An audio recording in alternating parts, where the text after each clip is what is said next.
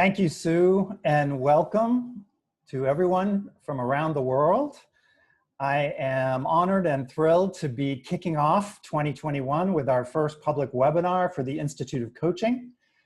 And I can see from the chat box that we have folks coming to join us from all over the world, so welcome. I am coming to you from chilly upstate New York, where it is midday here, but I want to say hello to those of you that are staying up in Israel and Ireland and other folks from other parts of Europe. I see someone from Australia. I'm not sure what time it is there, but welcome to you for joining us today. I am really excited to be doing a webinar called Buffering Against Burnout. The timing of this topic, I think, is not lost on any of us. It's been a very difficult time around the world for all of us, and research, science, and coaching around the theme of how to deal with burnout is certainly appropriate. And we have with us today a very dear friend of the Institute and a wonderful colleague named Dr. Jacinta Jimenez, who is a Stanford-trained doctor, psychologist, but also a board-certified coach and someone who's been in the executive coaching field for over 20 years. She was recently the global head of coaching at BetterUp, which is one of the fastest growing coaching companies worldwide with over 1,500 coaches. And most importantly, she has a wonderful new book coming out that I am really excited that she's going to share some preliminary information about today, called The Burnout Fix: Overcome Overwhelm, Beat Busy, Sustain Success in Today's New World of Work.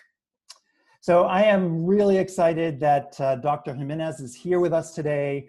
We are going to give her the opportunity to present for us for about 45 minutes, or as long as she wants, actually.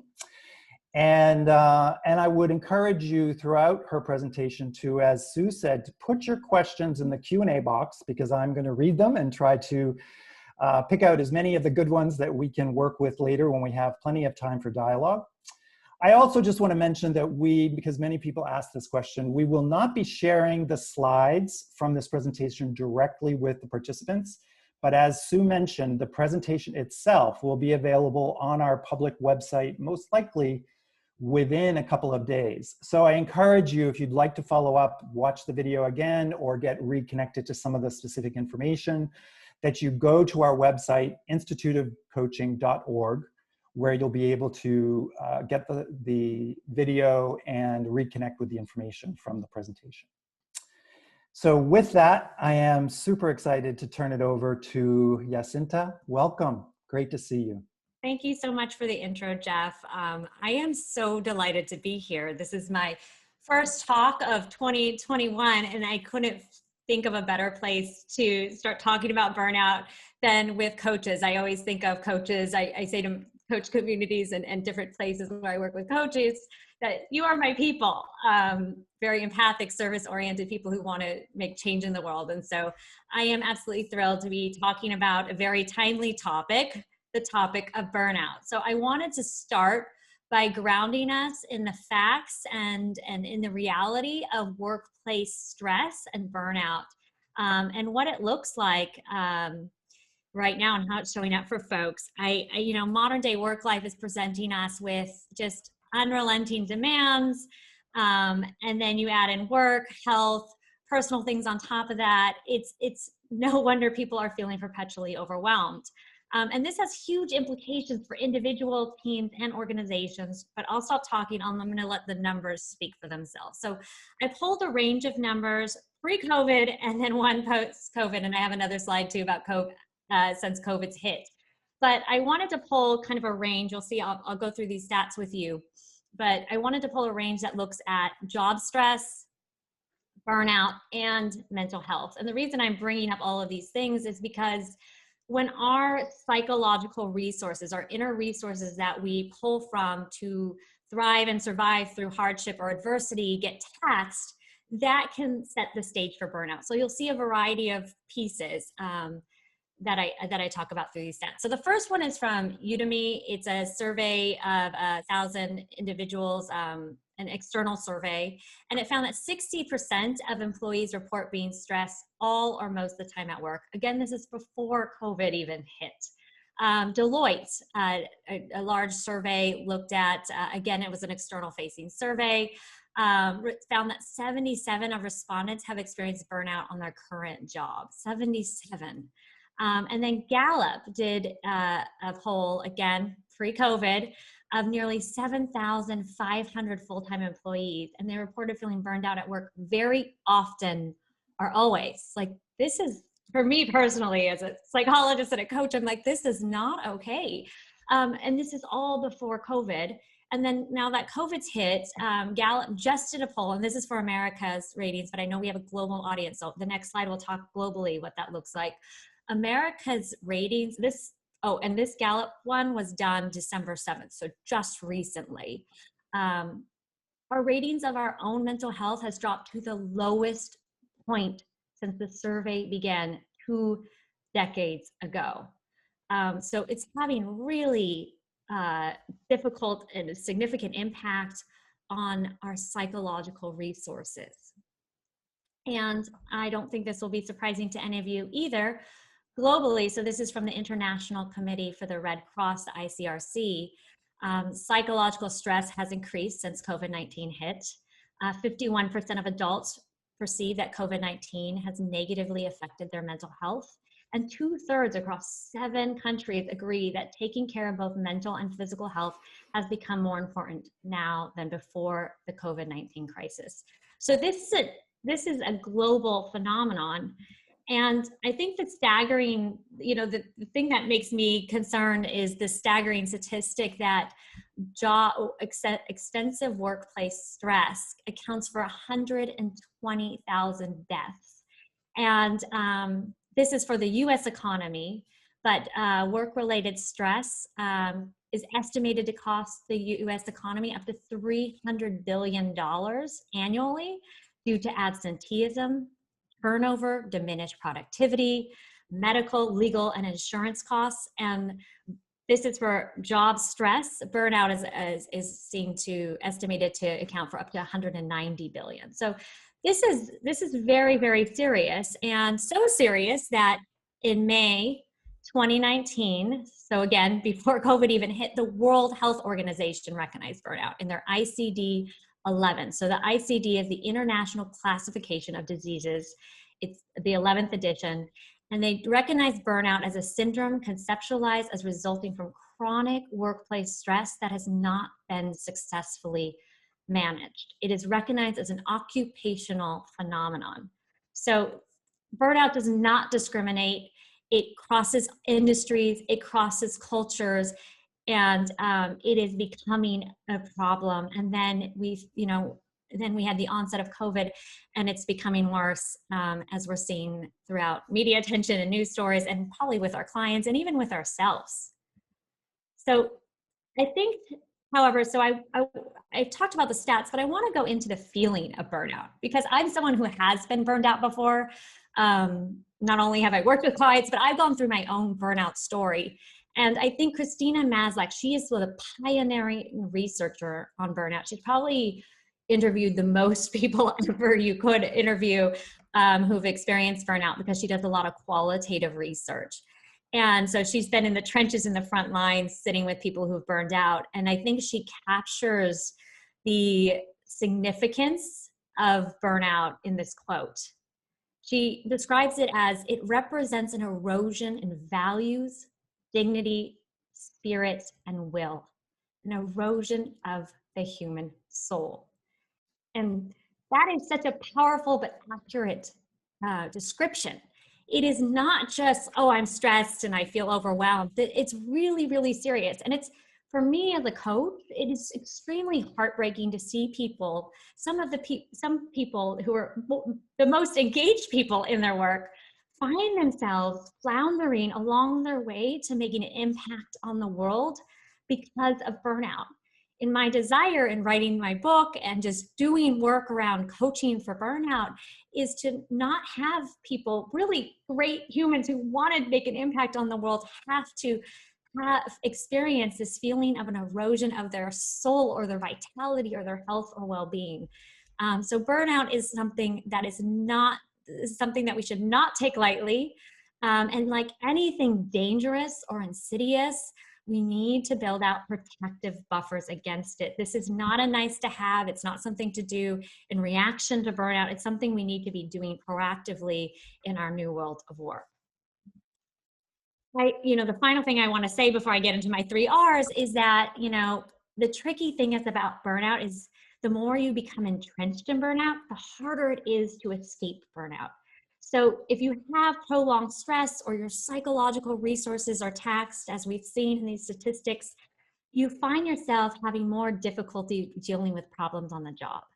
And that leads to an uptick in burnout symptoms, which leads to even more difficulty coping, which leads to higher amounts of stress. And it becomes this really difficult downward spiral that once you're in is so hard to dig yourself out of.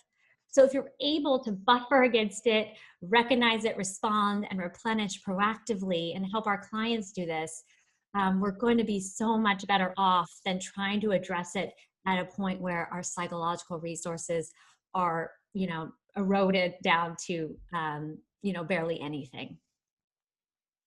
The last thing I want to bring up is the consequences of prolonged chronic stress and burnout if it's unchecked.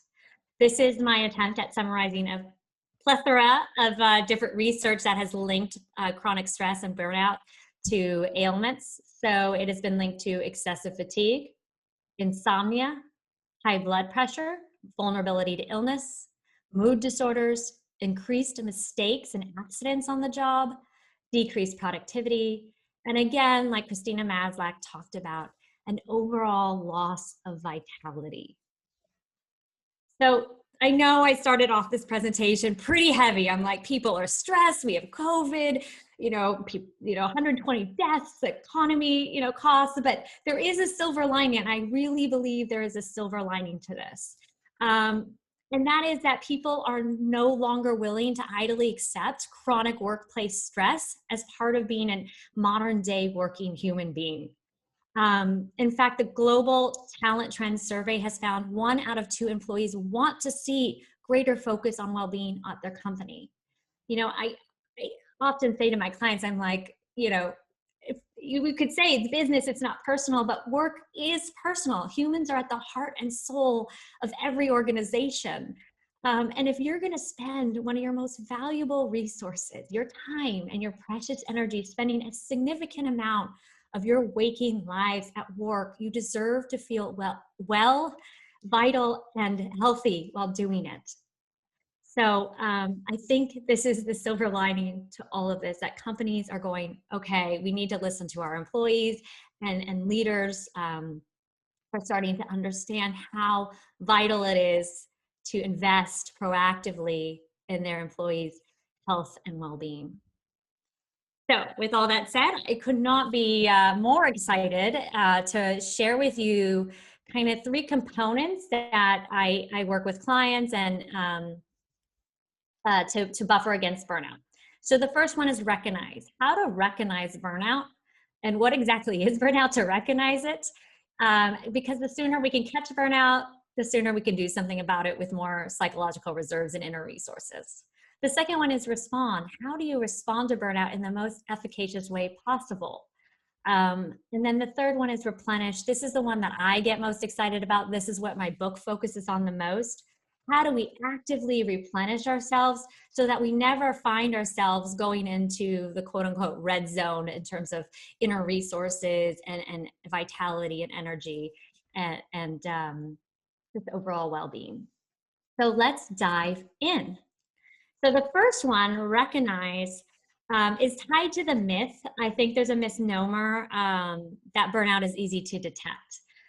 Especially with lay people. They're like, oh yeah, well, I'll know if I'm burned out, or I'll know if I'm getting burned out. But in reality, burnout is not an on and off switch, and it's very hard to detect. I think the trickiest kind of dangerous thing about burnout is that it's very insidious. It kind of sneaks up on you over time. And it's not until the point where it's really impacting your functioning or your performance at work that people start to notice. It's these like little tiny corrosive drips that en masse can really affect a person's well-being. So you have to be monitoring for it regularly on a consistent and persistent basis so that you can catch signs or indicators of burnout before it creeps up to a point where you're in that spiral that I talked about earlier. I think I like him recognized as a gas tank indicator. So just like a car needs to have so much gas or oil, and if it runs out of these things, it starts to malfunction. It's the same thing as us humans. We are human beings. We are not machines. We only have so much reserves in us. And if we push past that without paying attention, we will start to malfunction as well. And so this is your ability to check the gauge and help your clients, empower them to be aware. You know, I have a smartwatch here. I track my steps. People, it's just like anything we track with health indicator. I track my sleep. People track their blood pressure. It gives you a sign so you can know, okay, I need to course correct. I need to do more steps today. The same thing we need to do with our well-being, especially indicators of burnout, which I'll talk about in a second. So, okay. So before I talk about, okay, my slides, I'm so worried about getting my tech, but so far it's going well. So before I go into what researchers found, what makes up burnout, I would love to ask you all, we'll see how this goes. This is an experiment since I think we've maxed out the number of participants, or up to 1,000. So I don't know how it'll work, but we'll give it a try. So you could go to the address at the top and enter in the code. And I would love for you to enter in just some words that you've seen, you've experienced in yourself if you've been through burnout, or you've seen in your clients that describes burnout. So I'll give this like a few minutes and I'll comment on it and then we can move on. If it doesn't work, it'll leave us more time for Q&A. So, but I always like to have these kind of polling efforts just to hear what's going on, especially when we have so much wisdom here, people from all over the globe. And people will be filling up the chat with their responses anyway. Oh, okay. We have that as our backup, right, Jeff? Right, exactly. Okay. No, I'm not sure. I'm not seeing any come in yet, so we'll see. And I'll just skip if not. This is always, in our new world where we're Zooming everything, making sure that the tech works is always. How about if while you're waiting, I can read to you some of the things coming in? Yeah, that'd be great. So hopelessness, oh my God, it's going so fast. I can't even read it. Slow down, everyone. Hopelessness, depression, short fuse, zombie feelings, irritability, unfocused, exhausted, overeat, anger, drained, forgetful, inability to focus, depleted, anxious, numb, not sleeping, less creative, lack of accomplishment, scattered, cynical, loss of memory, headaches, fatigue, empty, loss of interest, short-tempered, interesting, hopelessness, nausea, loneliness, oof, that's a big one. Yeah. Fuzziness, yeah, that's a big one. Yeah. The opposite of operating efficiency. Yes. Yes. These are so great. Feeling bewildered, yeah. Discouraged, lack of motivation. Great. Thank you, Jeff. Well, I'm going to go on to the next slide because I think those are the words I was looking for. And I think they capture so well. I just think, I'm going to go through the three main areas that burnout has, the research has found that makes up burnout. But I think these are the experiences and they capture these three elements so well. So research has found that burnout is made up of three core components. And when these three things, exhaustion, we heard a lot of that. Cynicism, right? We even heard irritability, short fuse, and then inefficacy. I heard some things around not being effective at their job. When these three things come together, that's what makes burnout. So think of it as a Venn diagram, and these three things come together, and the intersection of those three things is where burnout happens. So let me walk you through each of these three. So the first one is exhaustion. I don't think this will be surprising to most of us. It's immense emotional, physical, or cognitive fatigue. You do not feel replenished after a good night's sleep, a vacation, or even trying to take off some time off of work. It doesn't work. You're still never feeling fully replenished. The next one is cynicism. So this is when someone had been really engaged in their work, bought into their company's mission, and now they're finding low levels of engagement. They may be looking at the clock, trying to get out, rolling their eyes at their coworkers, being short-tempered, irritable with their family and friends, just really not questioning kind of why they're doing what they're doing, just really not feeling bought in. And then in efficacy is, this one is really what breaks my heart when working with clients, because these people are more than capable of their jobs. Some of them are the most capable people I've ever seen, but they've gotten to a point where burnout has taken over, where they can't feel productive at their work. They have these feelings of incompetence, that they're not making progress.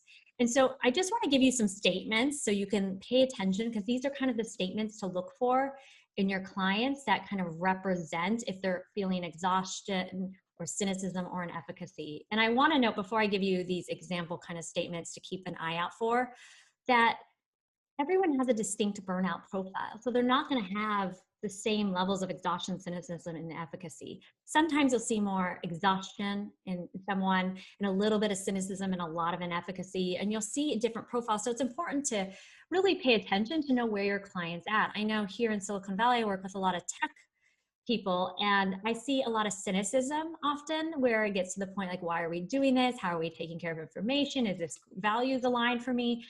So you'll see kind of a different representation, and that's really important to know where the person lies, so that as a coach, we can dig in and look at, challenging these core beliefs or mindsets or things tied to whatever they're experiencing or how it's showing up for them in that particular area. So some examples of exhaustion would be: working all day is a real strain for me. I feel emotionally drained from my work. I feel tired when I have to get up in the morning and face another day on the job. I feel used up by the end of the workday. So if you're hearing things like that, which is very common with burnout, that's a sign of exhaustion. Cynicism shows up like, I've become less interested in my work since I started this job. I don't feel enthusiastic about my company's mission, or my boss is just annoying. I just want to do my job and not be bothered anymore. This is just annoying. And I become cynical about whether my job, contributes to anything. The final one, and efficacy, is again, this one's heartbreaking for me personally. I don't feel confident that I'm effective at getting things done. I don't feel like I'm making an effective contribution to my organization. I don't think I can effectively solve problems that arise at my job. I don't think I'm very good at my work. So these are people who are more than deserving for a promotion, but then maybe push themselves too far after getting that promotion, and then are questioning whether they even are supposed to do, were deserving of that promotion. So those are the three components. So once we're able to work with our clients to figure out where on, go back real quick, where on these three areas of burnout they land, and kind of how I think of knobs, like which one's highest, medium, low, for exhaustion, cynicism, and efficacy, kind of looking at it. I set them up to, and I'll talk more about this at the end, but I set them up to start writing down how this shows up for them even in the past, and how maybe it's showing up for them now. And then weekly, usually on Fridays, I have them take inventory on how they're doing on these three, so they can kind of gauge where they're at. And some of my clients who are like data scientists start tracking it. And it's pretty cool to see, like one of my clients has a spreadsheet, and we can really see where he's at, and go, oh my gosh, your exhaustion's so high. What do you think that's contributing to that? So it gives us a lot of material to talk about and think about just by doing that inventory. So it is basically like an analog smartwatch tracker for our psychological well-being. And then once we know kind of what's happening, we can figure out how to respond. But I want to talk about the myth that's tried to respond, that burnout is solely due to poor coping strategies on an individual's part.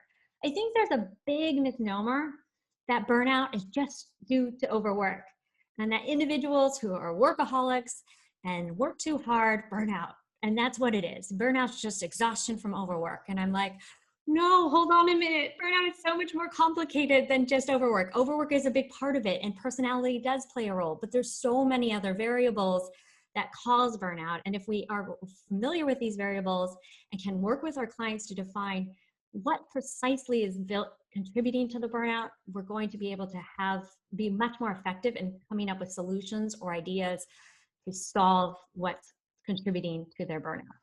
So I'm going to digress for a second to tell you a little story about a book called The Giving Tree. So over the holidays, my nephew's learning to read, and I love sitting down with him and reading books with him. It's like one of my favorite things to forget about, to take it psychologically detached from everything that's happening in the world. And I was trying to think of a book to get him for the holidays. And one of my favorite books, or most memorable books as a child, was The Giving Tree by Shel Silverstein. Many of you may have heard of this book because it's a bestseller. It's it's pretty well known, but just in case you don't know about the book, I'll give you a brief synopsis. So it's a story about this beautiful tree that had branches and fruit and very lively and vibrant. And it befriended this little boy, and they had this really beautiful, mutually beneficial relationship where the boy would play in the tree's branches and eat its fruit. And they really built this loving relationship. But over time, the boy kept asking the tree for more and more and more. He asked the tree, hey, I want to build, can I have your fruit? And then the tree gave all the fruit. Asked the tree, hey, can I have your branches? I want to build a house. The tree gives the branches. And it culminates in this really, after I was reading, I was like, I don't know if I want to give this to my nephew yet. But it culminates into this really heartbreaking, for me personally, heartbreaking kind of ending where the boy says, hey, tree, I love you, but I want to make a boat. I want a sailboat. Can I have your trunk? And the tree, of course, says yes. And so the boy cut down her trunk. And the boy made a boat, and the boat sailed away. And it says, and the tree was happy, because every time the tree gives of itself, it's happy.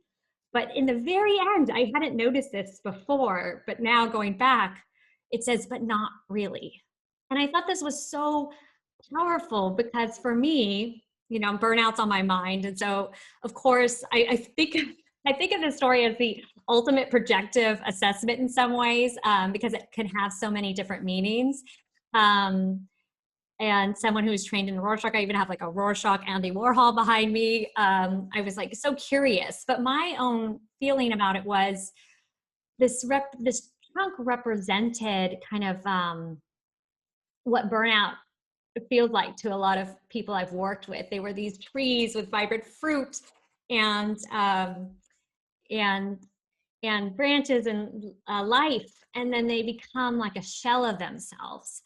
And if you notice in the image, you'll notice there's a heart, right? And by the end, the heart is collapsed, which makes me think of Christina Maslach's description of that erosion of the human soul. And so, I went online. I'm like, what do people think this means? And just a warning label. If you go online and start, Googling what does the giving tree mean, it's a rabbit hole. So you'd have to block off some time. I went deep, but it was really interesting to hear all the interpretations. Some people really blame the tree. The tree's got to set more boundaries. The tree's got to know how to give without giving of itself completely. But then there was another side that said, well, no, the boy is taking from the tree. Why does the boy need to have more and more and more? And then there was these, zoom out, even bigger societal questions of, what makes the tree feel like it has to give completely of itself to the point of depletion to be a good, loving tree? And why does the boy feel like he needs to continue to need more? So all in all, I think this represents the complexity of how burnout manifests itself or where it comes from.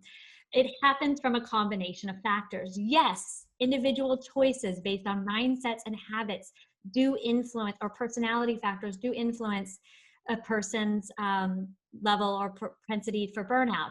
But there's also the team that they exist in, and there's also the organizational environment in which they work in.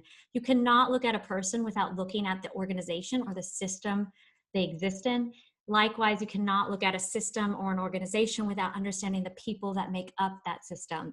So in order to address burnout effectively, we have to look at it at all three levels.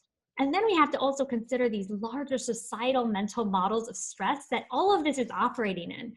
You know, there's this big misnomer that stress and success have to be intimately intertwined, that in order to really be successful, you're going to have to experience prolonged chronic stress. And that's just not the case. Science shows us once we hit a certain threshold, our ability to be productive and engage with people empathically and you know, not make mistakes starts to just diminish past a certain threshold when we get to the point of pushing ourselves too far.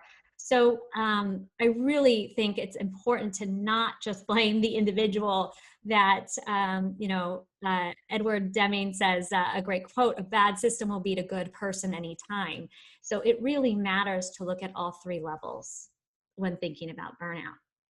So this is at the macro level.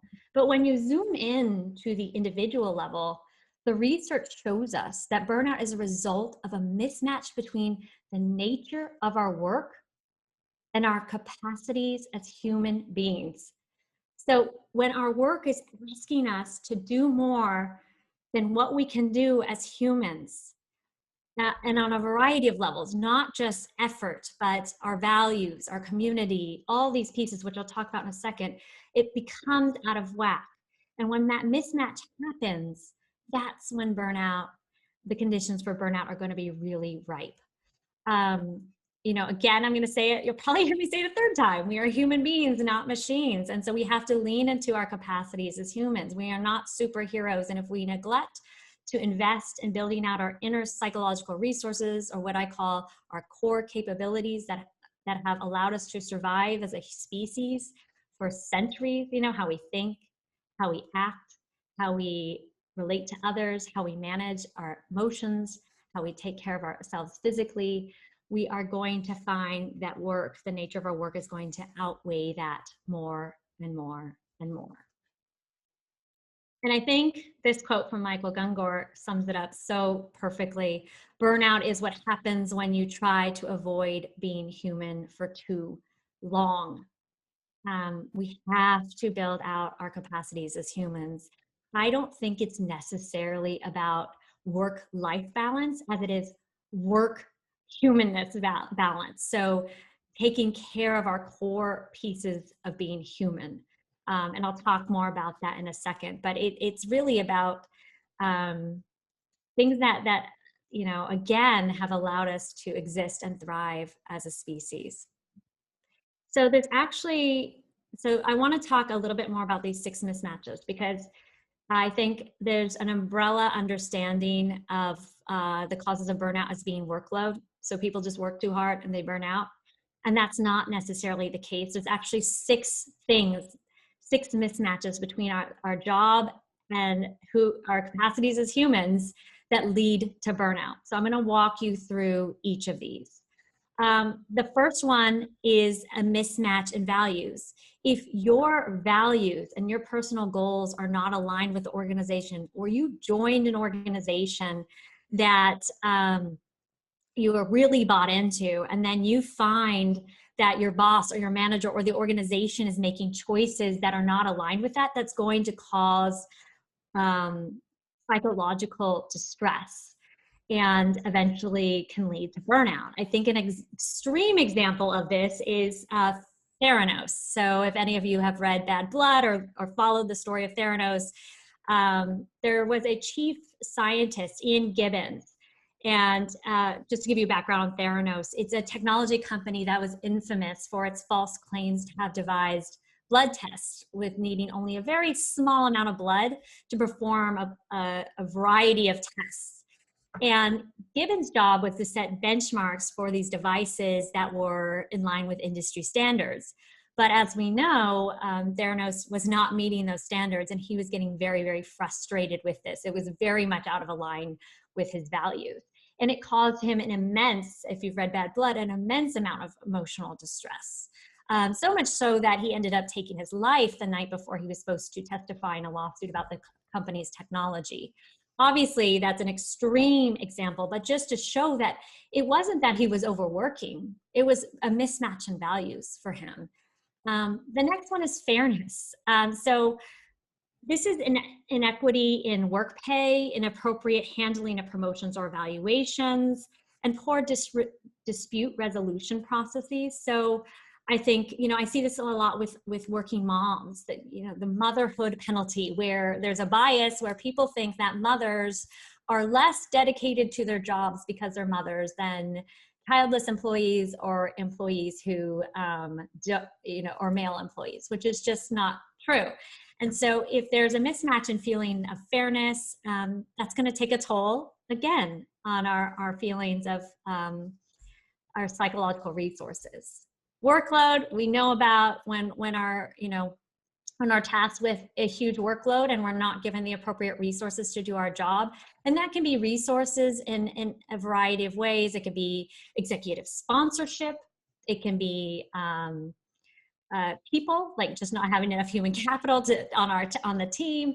It can be actual, financial resources, anything where there's a mismatch between what we're needed to do, the deadline, and the resources we have to do it. The next one is reward. So as humans, we are wired to want to make progress, to feel like we're making progress in our lives. That's very, very important. And so if we're not being acknowledged, and this can be financial, social, or intrinsic reward, so it doesn't just mean financial, but if we're not getting credit or feeling like we're getting rewarded for doing things, or acknowledged, or feel like we're making progress, that is, again, going to take a toll. The next one is community. This is huge. We are wired to connect. We came into this world literally attached to another human being. It is vital for our survival. It is vital for our mental and emotional and physical well-being. Loneliness is as dangerous for you as smoking 15 cigarettes a day, and more dangerous than being an alcoholic. It's very, very serious, and workplace loneliness is a problem.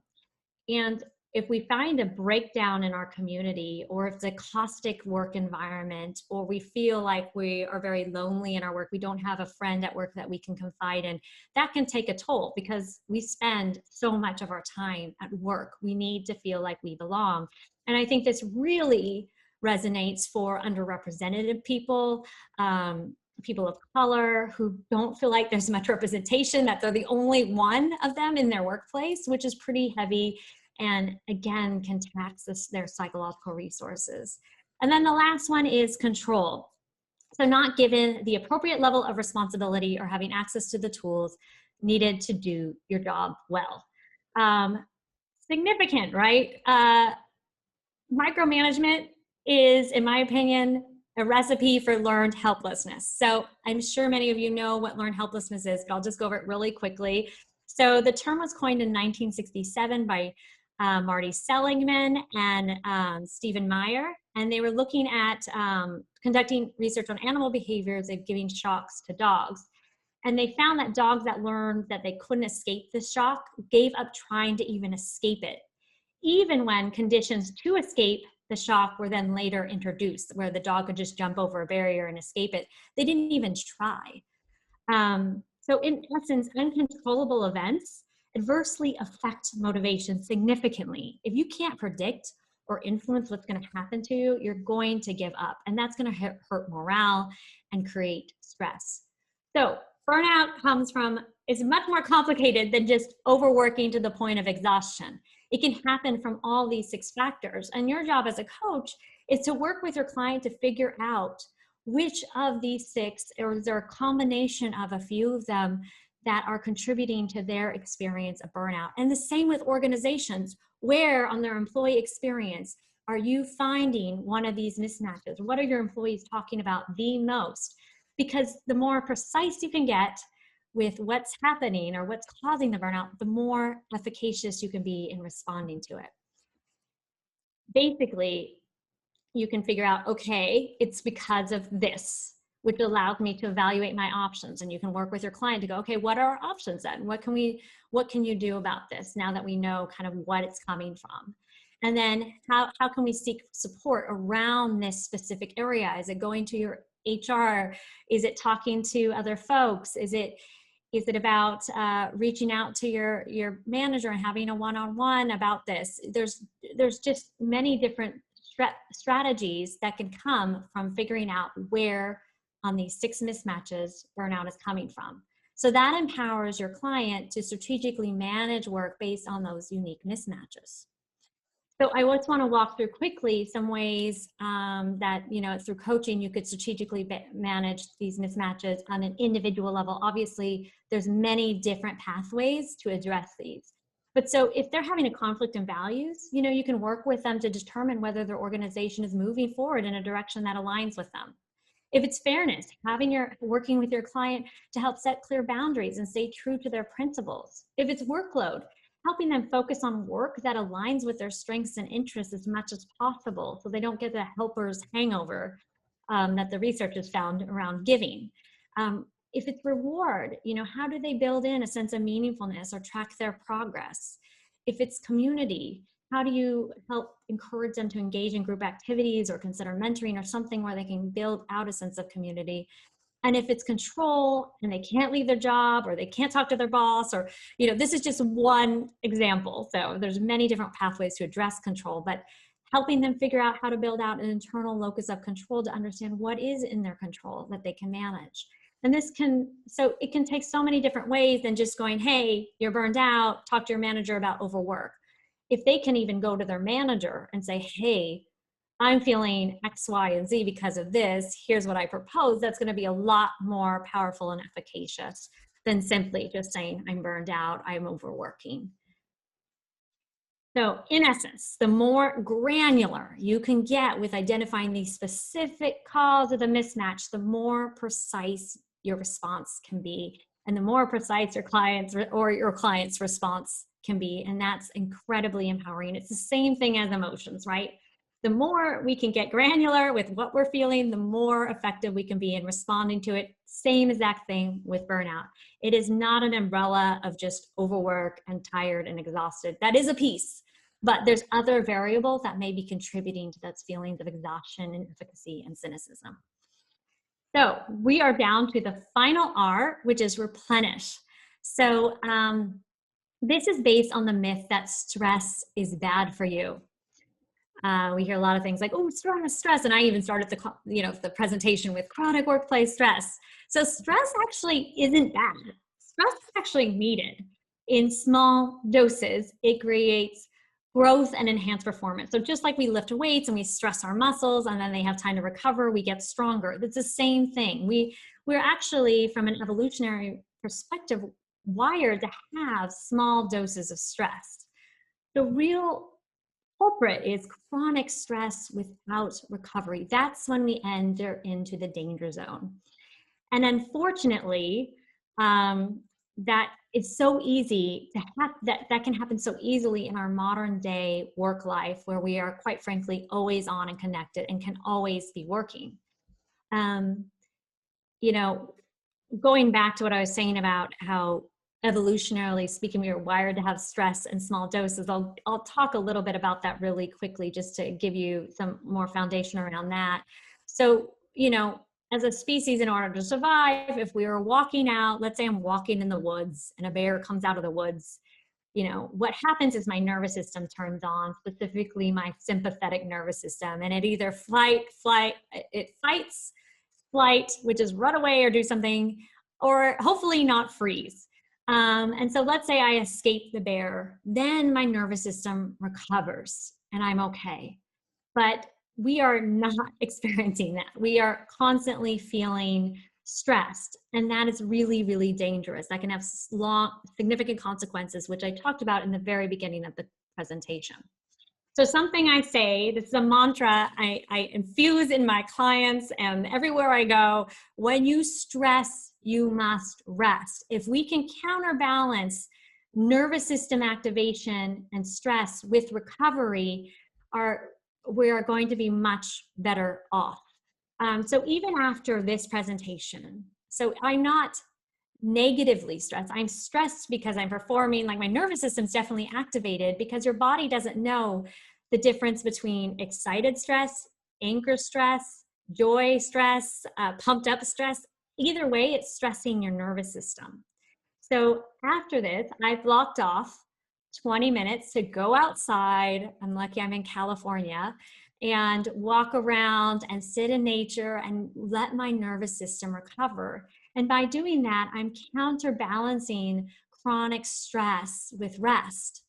And so the more we can help our clients interweave these throughout the day in micro moments, the more they're going to fit that equilibrium. And there's so many different ways we can do this to lean into building out our psychological reserves and our core capabilities as human beings. And this is what I write about in my book, 5 specific core capabilities to that lean into our humanness, so that scale, this is like the scale slide I was showing, that human piece gets really strong and robust, so it's weighty.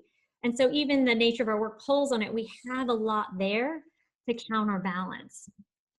So I often talk about resilience as a piggy bank, because resilience is not how you endure, it is how you recharge and replenish. So I'm a big fan, I'm sure many of you out there are a big fan of John Gottman's work. He has found, through his research, he can meet with a couple, talk to them for not very long, and predict with over 90% accuracy whether a couple will stay together or end up ending the relationship. And he's found this magic ratio of 5 to 1. And so what that means is for every one stressful or tension-filled event, there's 5 positive things that happen between the couple. And the same thing is it's kind of the same thing with our own personal resilience. The more we can put into our resilience bank, and this I say this to leaders too, at the team level, you're adding in more and more, leaning into building out values alignment, all of things that buffer against those 6 mismatches. Then when you're hit with a stressful event, you can take some money out of the bank without breaking the bank. So it really is about recharging, replenishing, and investing in these core capabilities that make us human first and foremost, to counterbalance the ever-changing demands of our nature of work. And this does not require a huge overhaul in behavior. It's tiny little habits done on a consistent basis over time that add up. And I love this Tanzanian proverb, little by little, a little becomes a lot. So the more that we can do this, the more our clients can feel more and more replenished and have more in their reserves, which is so important, because it also builds out their sense of self-efficacy, to know they're doing things proactively, and can make such a significant difference. So I don't know, Jeff, what do you think? Do we have time? I was going to do another survey, but I want to make sure we have enough time for Q&A. I have like 2 slides and then we can go to Q&A. What do you think, Jeff? I'm going to leave it up to you. I think it depends. If you'd like to do your question and use the chat box, you could do that if it's quick. Okay. But yeah, we have a little bit of time. Okay, we have a little bit of time. So I would love to, I encourage my clients always to, I want my clients to start thinking about this, especially if they're leaders, proactively like starting discussions. So I'm always encouraging my leaders to go, hey, have a team meeting, do a team kickoff, and crowdsource. How do you psychologically detach or replenish?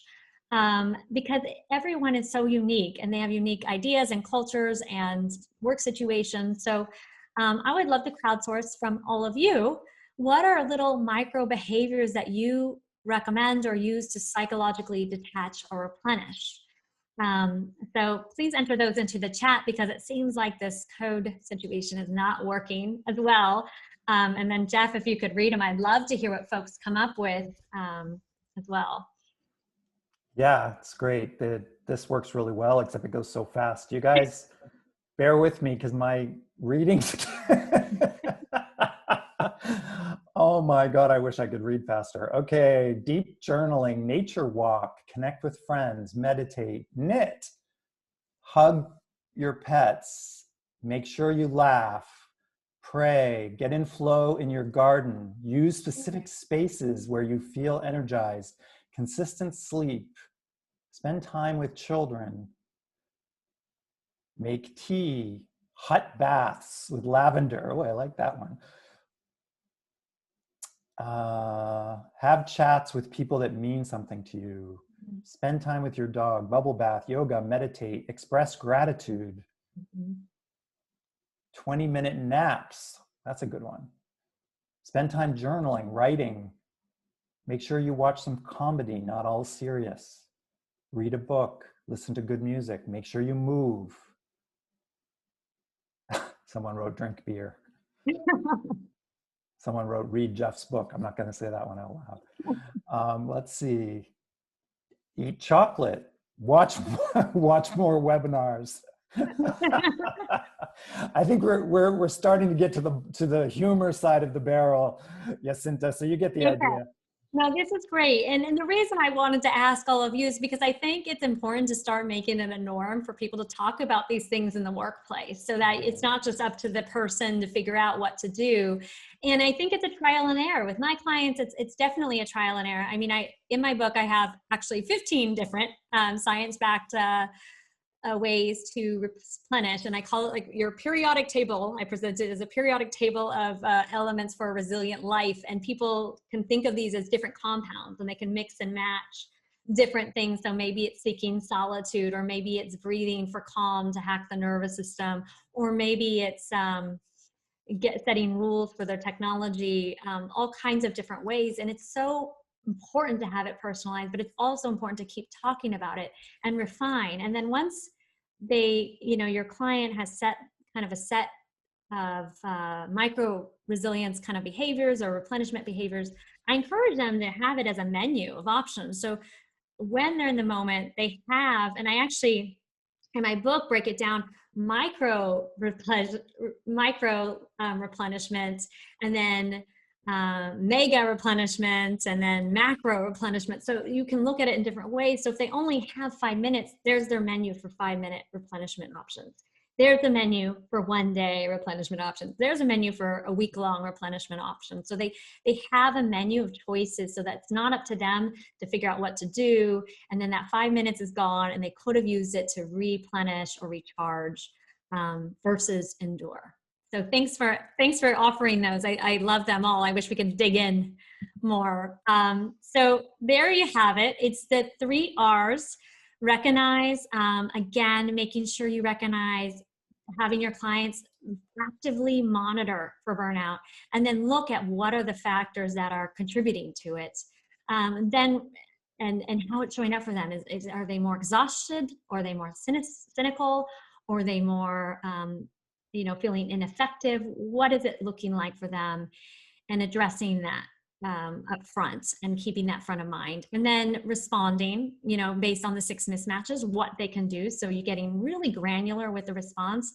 And then finally, always replenishing. So I have them each week on a Friday sit down, and they just do a little, retrospective of the week and look at the week ahead and go, okay, I have a meeting here, or my child has this huge thing. I'm gonna have to rest after these. So how do I incorporate little moments of rest in my schedule so they're being proactive while also recognizing where they're at in terms of their level of well-being, so that they can create the best buffer of burnout possible. And I think, the most important thing that I've learned from thousands of hours of working with people is a one-size-fits-all approach to burnout does not work. We cannot just say it's overwork and you're stressed and work less. It just doesn't work. We have to get more defined and granular. So when I'm working with clients, the overall coaching engagement, I kind of look at it as why, what, and how. So the why is that bigger vision of why they want to invest in their well-being and buffering against burnout. So that's really using perspection, like what is that image of them in the future that really captures the why? And I have them write that down. So every time they sit down on that Friday afternoon to do the 3 R's, they are thinking of that why in the front of their mind. But what is the goal? So what's going to get you there? And we work together to define the goals. And then the how is through these 3 R's of resilience. So working through these consistently so that it becomes eventually second nature. Because behavior change is really a series of behaviors and habit forming little tiny things that add up to a lot over time. So I think we can open it up, Jeff, to, yes, that's my story for the end. I think we can open it up to Q&A, which I'm so delighted to hear what people are interested in learning more about. Great.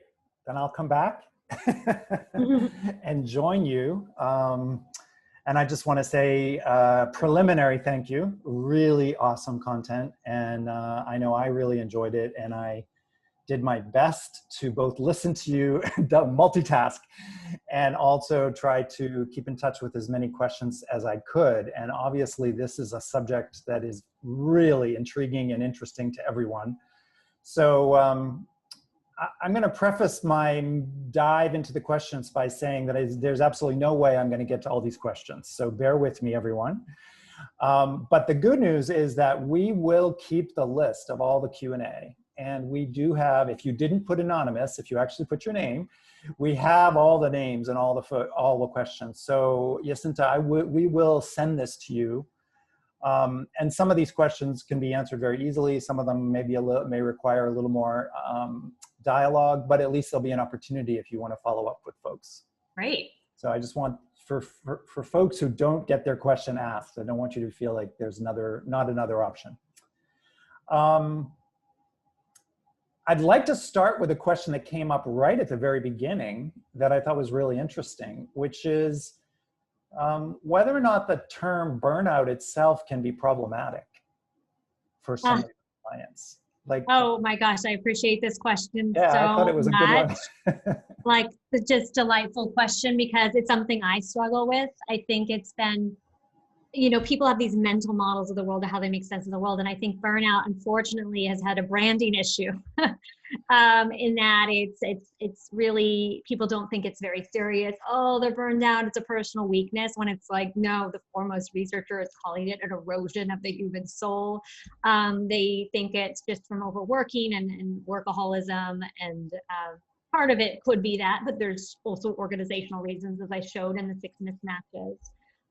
So I do think it's tricky. I do. And that's why, even with my book, it's titled The Burnout Fix, but I was nervous about that because I really want it to be about our humanness. Like, it's the loss of our humanity, basically, is what it comes down to, more than just this word that people have anchored on so strongly to. And I think it has a lot of downsides in terms of people making assumptions and judging people who have burned out. And unfortunately. Yeah, and I'd love to hear you comment, because I'm, always, as you are, wearing my coach hat during these webinars and thinking through these topics. And I know for myself, I've had a couple of clients that are in what we would consider to be sort of the high-powered industries, whether it's software engineering, healthcare, doctors, investment bankers, we know the types, right? Yeah. And I'm curious how you would work with someone that shows many of the signs of burnout, but if you as the coach were to say to them, are you burned out? Or my sense of you is you're burned out, they would be repelled because of their level of either self-criticism or perfectionism or whatever. There's a whole surfeit of possibilities, but I'm curious as a coach how you might handle that kind of situation. Oh, yeah, Jeff, you described it perfectly. And that is the situation, especially as I work with like senior executives. There's this also like, well, of course I'm burned out. Everyone's burned out. That's part of being an executive too. Yeah. So I get that sometimes. And it's really tricky. So I usually frame it as more about like kind of how it's showing up for them versus anchoring on the word. I feel like the word, then we get into a mismatch and in a tug of war about the word versus more of the implications of what that means for how they're showing up as a leader. So are they feeling more cynical? That's going to affect their ability to have empathy, either the customer empathy or feeling, with their leadership team. And trying to go that route of sitting with them and thinking about, okay, and something I say to leaders all the time is, the most important asset you have to make an impact on your company and in your field and industry is you. You are the leader.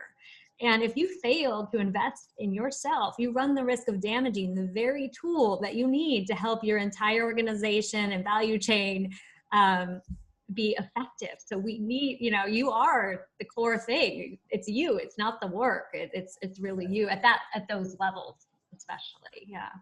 Yeah, I love that. I think one of the other techniques that I use is to ask someone that I sense may be in that dynamic, you know, what we would, or what your research and your work is calling burnout. I will ask them, what do they want to do to take themselves to the next level? Ooh, yes. And at times they will come back with something like, you know, I'm too tired to take myself to the next level. Or this is all I got, Jeff. What do you mean next level? You know, so there are ways, I think, as coaches that we can sort of enter into that space of, are you past your point of high performance or high productivity without using those phrases. So I love that. I love that. Like almost like an overshooting question where you're kind of pushing them and then they can go, oh, I can't quite. Yes. I love that. That's fantastic. Yeah. So then we also have a question that's counterintuitive to this, which I love, which is, I think she didn't put her name, so I apologize for not mentioning the name, but she said that she's working in an environment where there have been a number of folks who have called themselves burned out. And yet when she got closer to the team and to what was really going on, she found that they, in her sense, weren't really working very productively.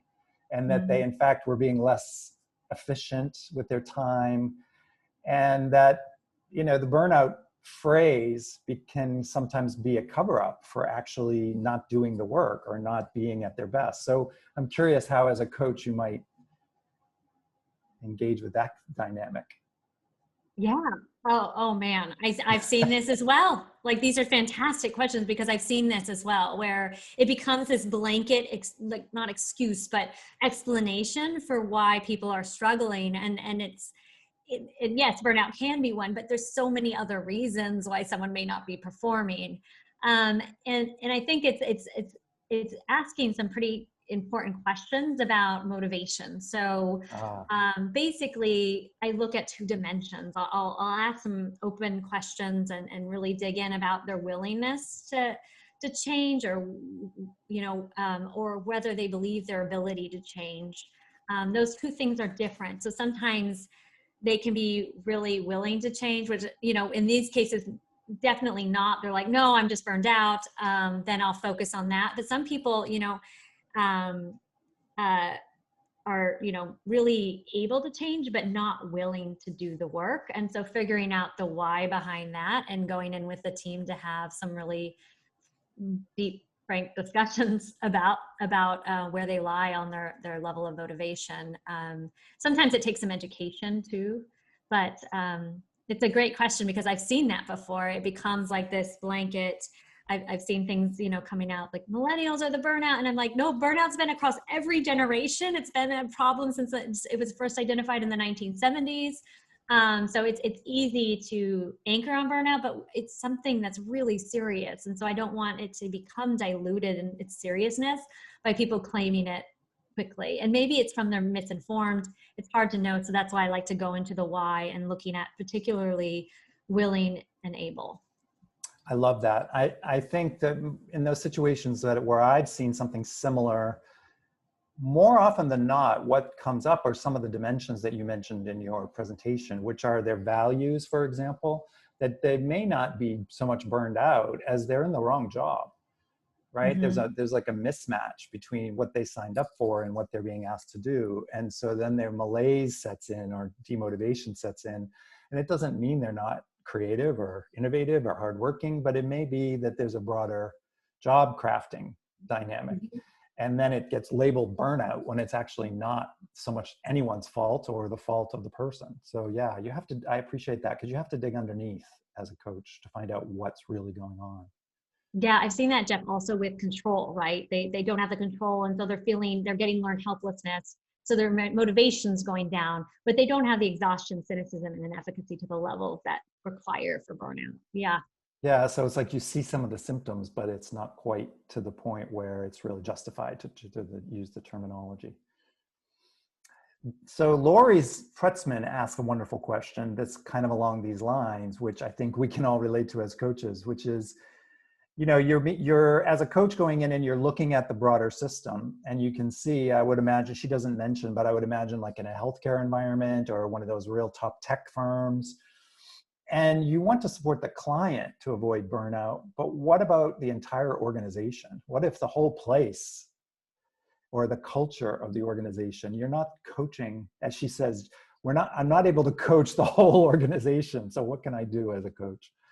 Yeah, I really appreciate this question. I get it a lot from coaches actually, where they're like, am I enabling this person to stay in an organization that's hurting them when I can't really influence the organization? And it's a really tricky piece as a coach, because I think it comes down to really coming alongside your client and meeting them where they're at. Not everyone can leave their workplace due to financial reasons or other. Right. You know, people may not even, it's really depends on the unique situation that the individual is facing, and trying to meet them where they're at. The most, you know, if it's at that level where they aren't leaders, that where they can affect, or they're not team leaders or people leaders, I think it's really about trying to give them as much resources as possible, or encouraging them to have conversations with HR, with their manager, and to try to voice a little bit, even if it doesn't necessarily make change. It gives them a sense of that they're doing something and addressing it as much as possible. But it's very hard as a coach to watch it happen and not be able to really influence the broader system changes. In fact, when I was writing the book, I was like, oh, I want to write about the organization. I do have a chapter on that, but I chose to focus on the individual level, because that's where the change can happen the most in terms of these replenishment behaviors.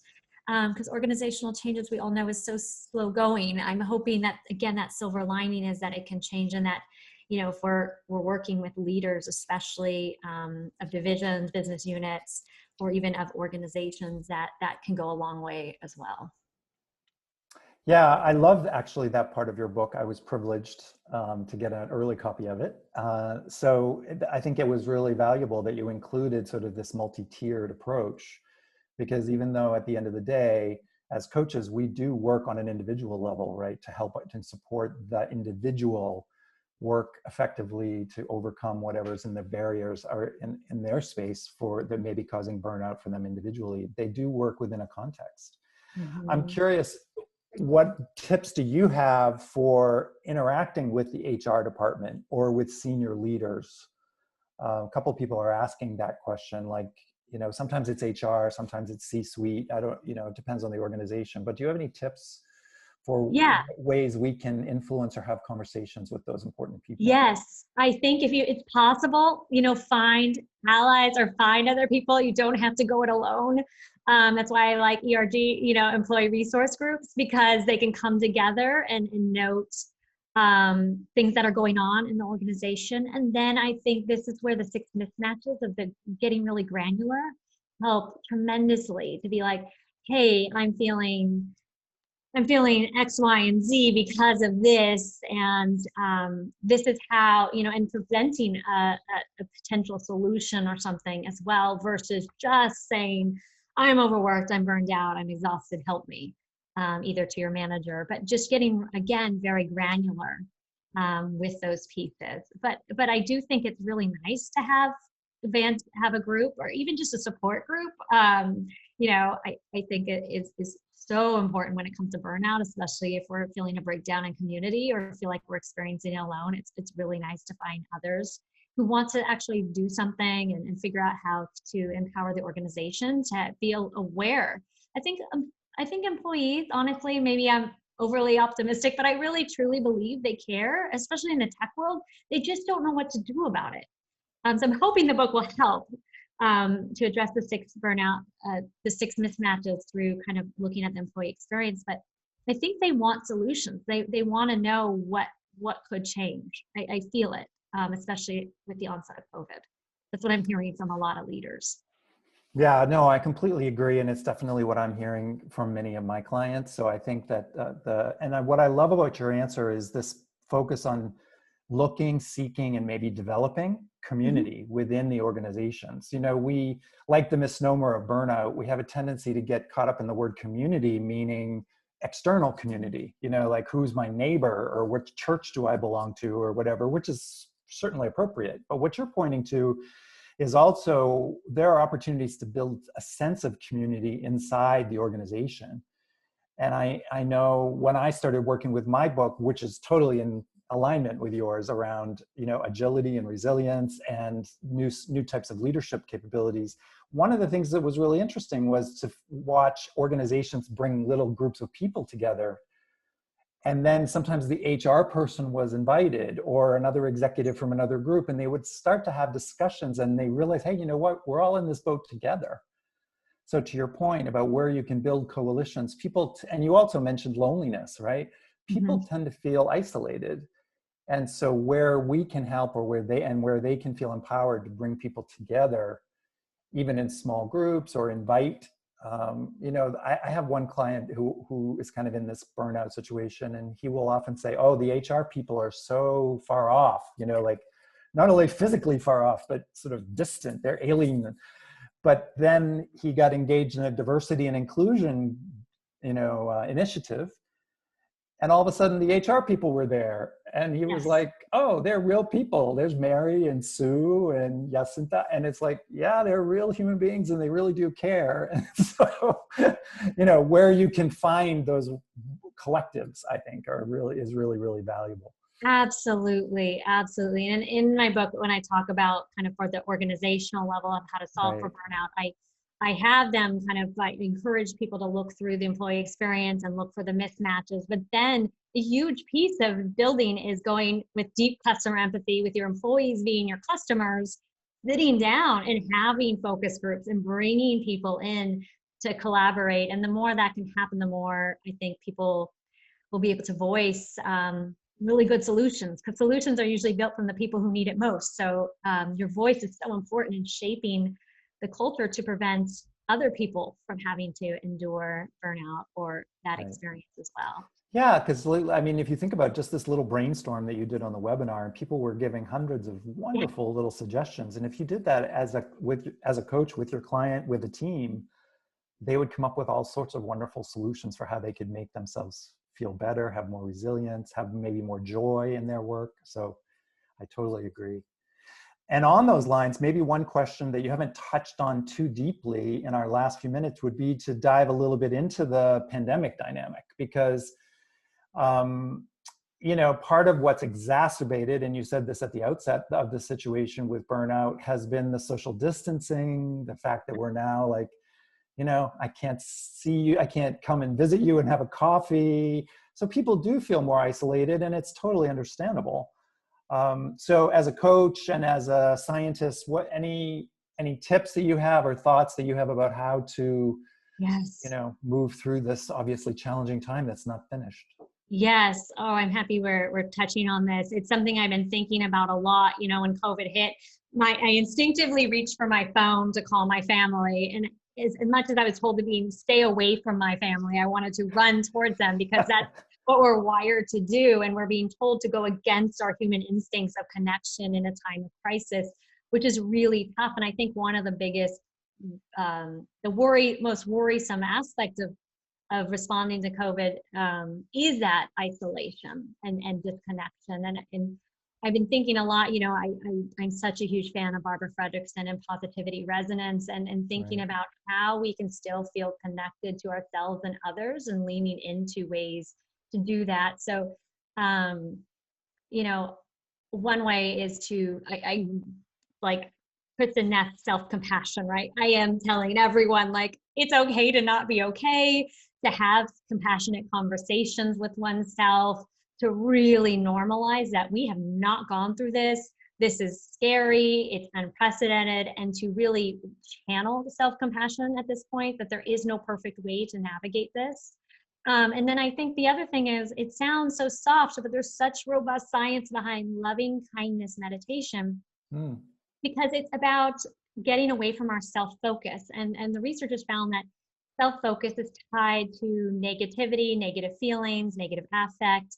The more we can, but we're so alone, and we're so alone with our thoughts so much around this, that if we can channel our thoughts to think about other people, we zoom out our perspective.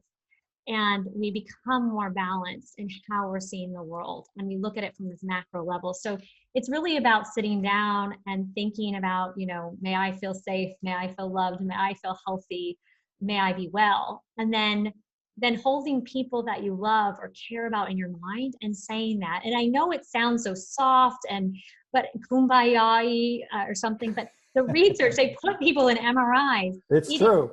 It's tied to incredible physiological, mental, outcomes that make you so much more resilient, while also giving you this leverage of looking out and looking beyond one's self-focus. That's a relief to psychologically detach from our own world and problems a little bit every now and then. So I've been doing that regularly. So I would say the social connection thing is what concerns me the most, because loneliness was already a problem before COVID. So yeah, no, thank you for that. And I love what you shared about the power and the science behind meditation. And I have actually used it with teams.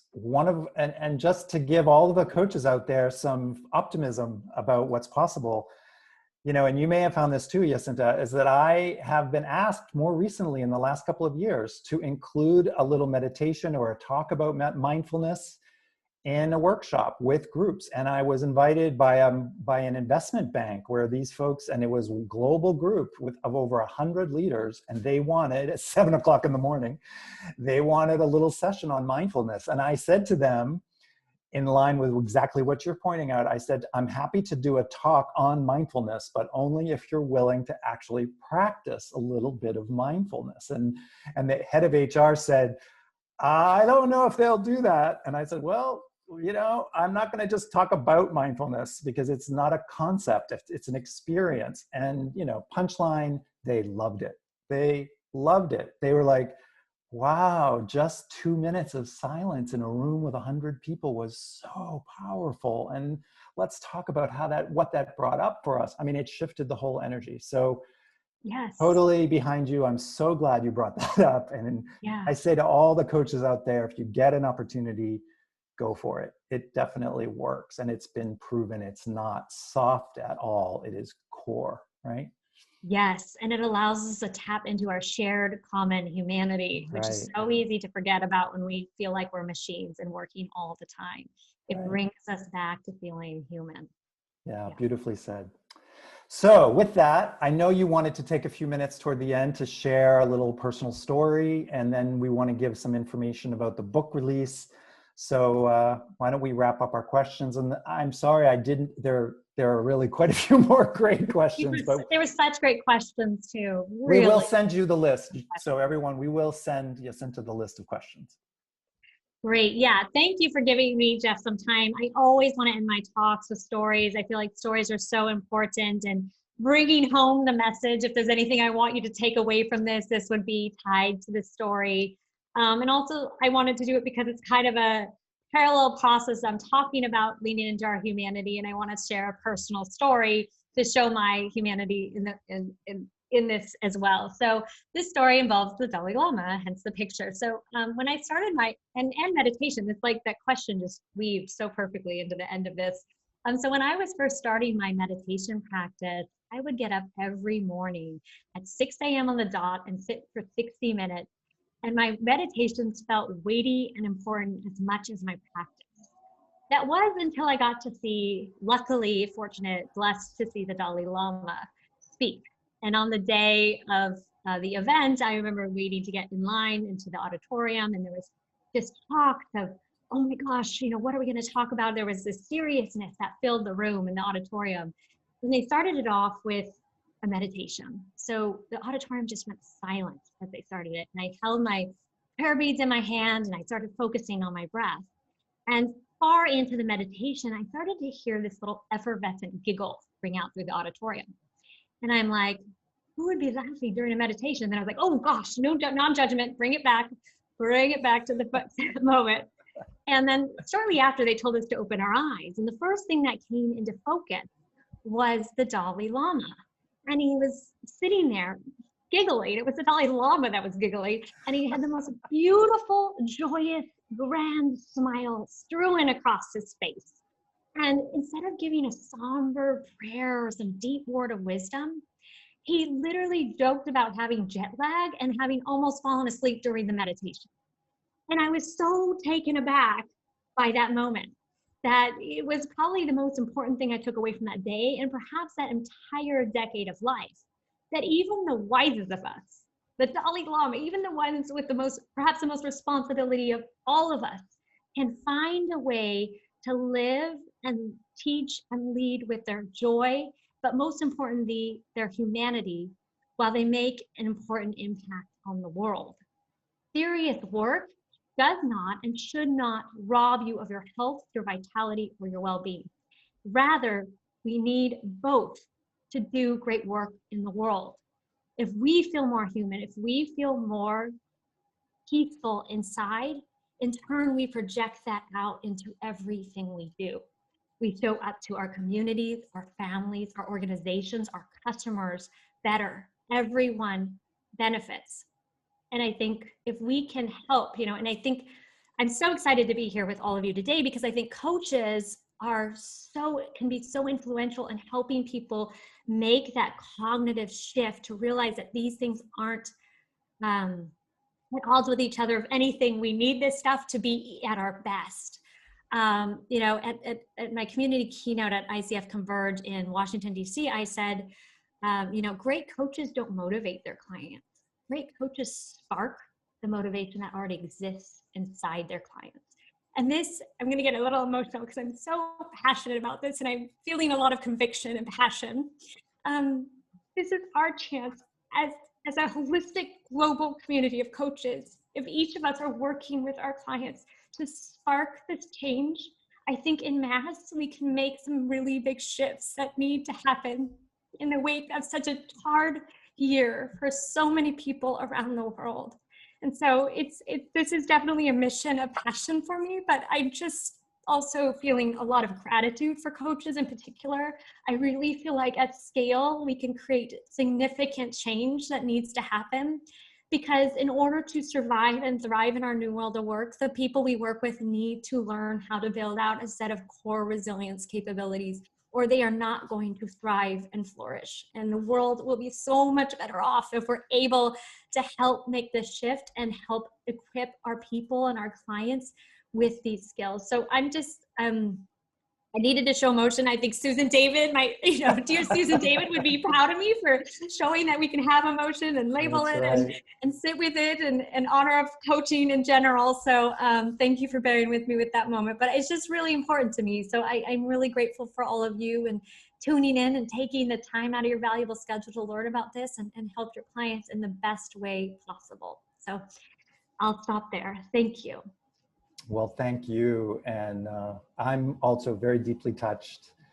And as a very good friend with Susan, who is the one who introduced us, actually, I can definitely say that, being able to be emotional, passionate, and committed to our work is what makes it all worthwhile. And I completely echo your sentiment that the time is now. Yeah. I mean, we as coaches have decided to have kind of an odd job. We are most often, not always, but we're kind of on the outside looking in. And we have experts like yourself and like Susan David, and who can help us bring a whole different perspective, bring sort of the change we want to see in the world into organizations and where people really are in pain and are feeling kind of isolated and stuck. And so yeah, more than ever, we have a role to play on the planet. And it's, if you look around at what's happening in the world, yeah, the time is now, right? The time is now. I love There's a sense in which sometimes I feel like the whole planet is in burnout, and it's time for us to use the skills that we learn from folks like you. So I just want to thank you so much for taking the time. I'm thrilled that we got to have you first kick off 2021. And before I forget, you and I are going to have a dialogue together live on LinkedIn. So please join us on the 27th of January. Jacinta will be my first guest in our first LinkedIn Live, which I'm very excited about, 12 noon on the 27th. So you'll get to see us in dialogue at that time. And also, when can we buy your book? March 9th? March 9th is a 9th, big right? day. Yes. Yes. You can pre-order it now on Amazon, Barnes and Noble, Walmart, like all over, but it will officially hit the market on the 9th, which is a big day. I'm eagerly anticipating it, Jeff.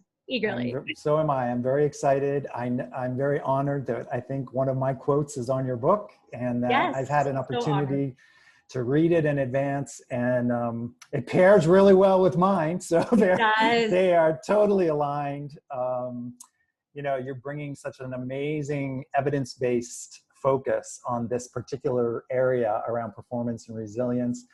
And then I'm all about developing flexibility and agility. And so, you know, we are twins trying to make a difference in the world. I know, the two go hand in hand, agility and resilience. Yeah. Absolutely.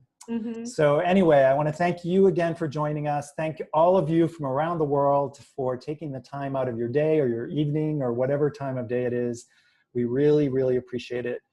And we'll look forward to seeing you on the 27th of January on LinkedIn Live. And then in early February, we will have a really interesting webinar with an expert in neuroscience, neuromanagement named Paul Zak, who Jacinta, you may also know since he's from Stanford also, and take this idea of resilience and performance into the brain work and around the science. So stay tuned and stay with us. Thanks again. Take care, everyone. Thank you, everyone. Be well.